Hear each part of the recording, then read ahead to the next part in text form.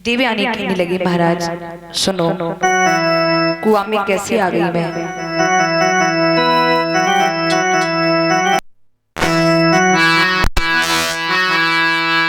कि बैरनी है गई सहेलिया,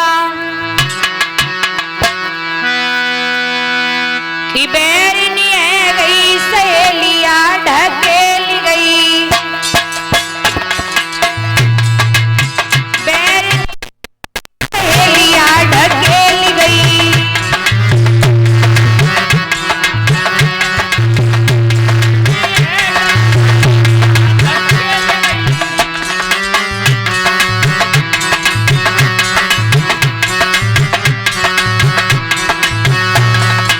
सुनो, बैन शर्मिष्ठानी बुरो कियो है, वो कुकुआ में ढकेला दियो है, वो कुकुआ में ढकेला दियो है।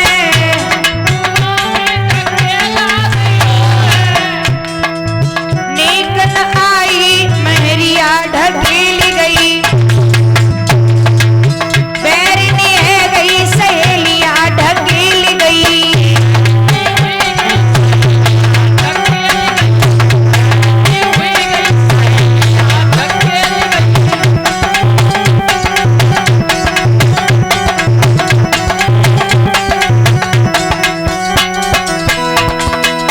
बैरनी है गई सहेलिया, ढकेल गई बैरनी है गई सहेलिया, ढकेल गई।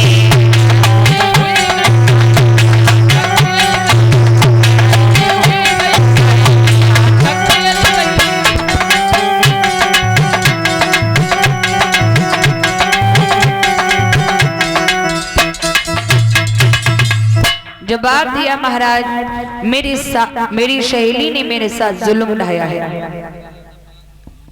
आपने मेरे ऊपर बहुत बड़ा उपकार कर दिया है। कुएं से बाहर निकाल कर यात्री जाकर घोड़े पर सवार हो गए। देवयानी ने रास्ता गिर ली, कहाँ जा रहे हैं। कहाँ जा रहा हूँ भाई, शिकार खेलने जा रहा था, शिकार खेलने जा रहा हूँ। और कहाँ जाऊंगा। महाराज आप नहीं जा सकते। बोले क्यों। क्योंकि महाराज आपने मेरी कवारी कलाई को थामा है। बताओ, एक बात याद रखना, पहले एक नियम था, कवारी बेटी की कलाई को वही थामता था, कौन, उसका होने वाला पति, उसका जीवन साथी। जवाब दिया है कि महाराज आपने मेरी कवारी कलाई को थामा है, इसलिए आपसे निवेदन है कि आप मेरे साथ शादी करिए। याती कहने लगी, दिमाग खराब है, कौन हो तुम, क्या नाम है तुम्हारा, नहीं जानता तुम्हें। देवयानी कहने लगी, ठीक हो ना, मैं ब्राह्मण शुक्राचार्य की बेटी हूँ, मेरा नाम देवयानी है। ब्राह्मण की बेटी, इस तरह से बात करते शर्म नहीं आ रही तुझे। ब्राह्मण कुल में जन्म लेने के बाद भी इतनी नीच सोच। देवयानी कहने लगे, महाराज आप चीखिए ना। एक बात बताऊं, मैंने ब्राह्मण कुल में जन्म तो लिया है, लेकिन मुझे मेरे गुरु भाई कक्ष का श्राप लगा है कि मैंने ब्राह्मण कुल में जन्म तो लिया है, लेकिन मुझे ब्राह्मण का बेटा अपनाएगा नहीं, मैं क्षत्रिय वंश में ही जाऊंगी। यति कहने लगी, अगर ऐसी बात है तो पहले तुम अपने पिता को जाकर बताओ, अगर तुम्हारे पिता मेरे साथ शादी करने के लिए तैयार है तो हम तुम्हें अपनाने के लिए तैयार हैं। क्या। बोले हाँ। देवयानी यति को लेकर अपने पिता के पास आई। पिता शुक्राचार्य को सारी बात बताई। पिताजी, राजा बृहस्पति की बेटी हमें कुएं में डालकर चली आई, हम एक रात कुएं में पड़े रहे, उस शर्मिष्ठा ने हमसे कहा है कि तू भिकमंगा की बेटी है, मेरे जूठे टुकड़े खा खा के पलती है। पिताजी, जहां ब्राह्मणों का सम्मान न हो वहां ब्राह्मण को तिल भी ठहरना नहीं चाहिए, लेकिन आप यहाँ रुके हुए हो, चलिए इस राज्य से। शुक्राचार्य राज्य छोड़कर चल दिए। राजा बृहस्पति दौड़ करके आए, पैरों पर गिर गए।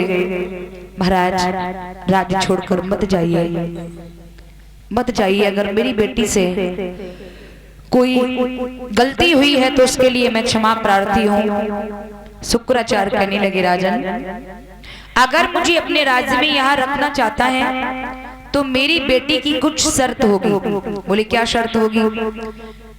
तो देवयानी कहने लगी, राजन, मेरी शर्त है कि मैं अपनी शादी इन शख्स महाराज याति के साथ कर रही हूँ। तुम्हारी बेटी मेरी बांधी बन के जाए, तुम्हारी बेटी मेरी बांधी बन के जाए, मैं इनकी रानी बन के जाऊंगी। तुम्हारी बेटी मेरी बांधी बन के जाए तो मेरे पिता तुम्हारे यहाँ रहेंगे, वरना नहीं।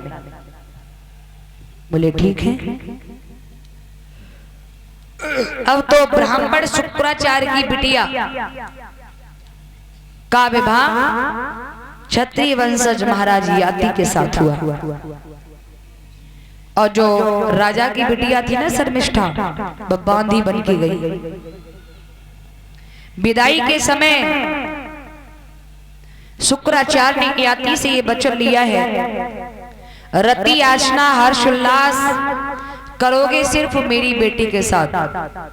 अगर तुम बांधी के पास गए तो हम तुम्हें श्राप दे डालेंगे, श्राप दे देंगे। क्या? बोले, हाँ। याति ने वचन दिया, ठीक है। शादी करके ले आए। धीरे धीरे समय व्यतीत हुआ। भगवान की कृपा से 2 प्रसव में देवयानी के गर्भ से 2 बच्चे हुए हैं। देवयानी से 2 बच्चे, जिनके नाम रखे हैं यदु और तुर्वस। ये बात शर्मिष्ठा को मालूम पड़ी कि देवयानी के 2 बच्चे हुए हैं, तो शर्मिष्ठा को बिल्कुल भी अच्छा नहीं लगा। शर्मिष्ठा ने एक दिन महाराज की याति की रास्ता को घेरा और घेर करके एक बात कही, महाराज एक बात बताइए। बोले, क्या? कि दूल्हा की शादी में जो दहेज आता है वो दहेज किसका होता है? क्या भैया? दूल्हा की शादी में दहेज आवे कौन को होवे? टेंट बनना।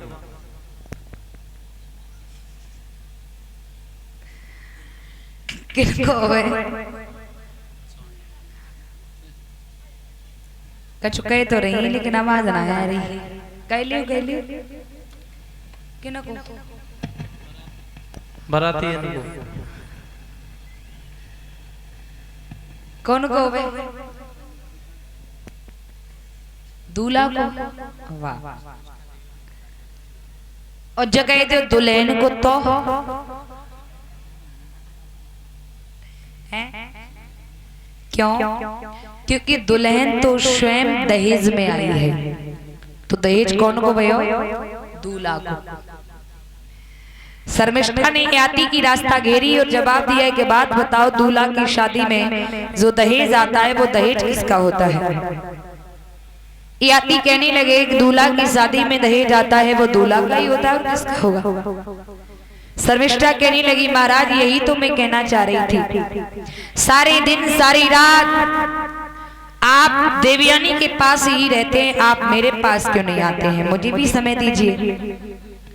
अब तो महाराज याति जी शर्मिष्ठा से, देवयानी से छुप करके शर्मिष्ठा से मिलने के लिए जाने लगे। भगवान की कृपा से 3 प्रसव में शर्मिष्ठा से 3 बेटा भाई, 3 प्रसव में, जिनके नाम रखे हैं अनु, दुरु और पुरु। एक दिन की बात, देवयानी के 2 बच्चे बैठे बैठे आपस में लड़ रहे हैं, झगड़ रहे हैं। महाराज याति चारपाई पर बैठे बैठे देख रहे हैं। याति ने देखा तो याति कहने लगे, अरे मूर्खो, जा करके देखो शर्मिष्ठा के 3-3 बच्चे खेल रहे हैं, इतने प्यार से रहते हैं, कभी झगड़ा नहीं करते हैं। तुम दो से सलाह से नहीं रहा जाता। और जब आज सुन ली देवयानी ने, देवयानी कहने लगी शर्मिष्ठा के 3 बच्चे, मेरे पिता ने तो आपसे बांदी के पास जाने के लिए मना किया था, बांदी से रति याचना के लिए मना किया था, फिर उसे उसके बच्चे कैसे हुए? इसका मतलब यह है कि तुमने मेरे पिता के वचन को भुला दिया है। जा रही हूं मैं, जा रही हूं। देवयानी ने क्या किया, दोनों बच्चों को उठाया, एक लला को लो जा बगल में दबाओ, एक को ले जा बगल में दबाओ, घर की सीधी। आजकल की तरह घर में खटपट होए तो ये बाली बच्चा पहले विनती है। हाँ क्या हुआ?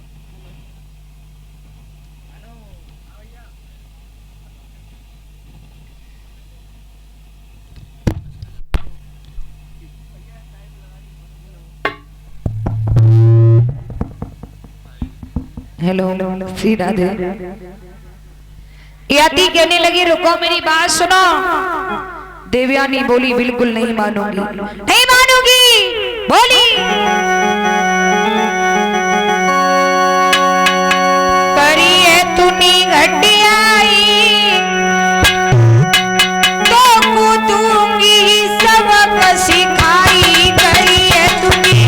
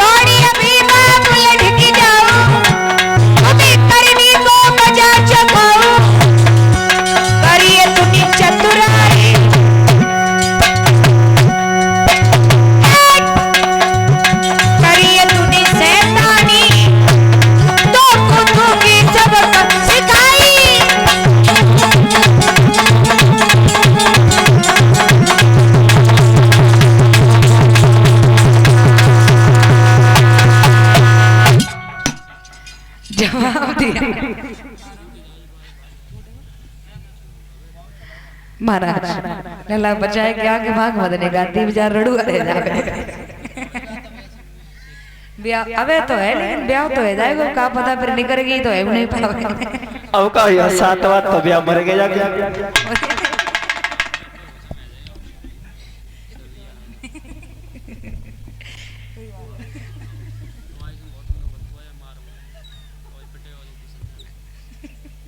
न्यों कह रहे हैं तू कह ले चल तो संजा को देगा।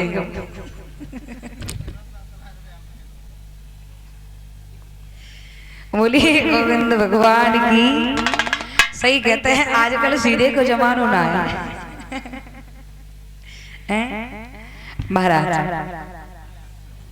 श्री सुखदेव जी कहते हे राजन परीक्षित, देवयानी ने एक भी बात नहीं सुनी, दोनों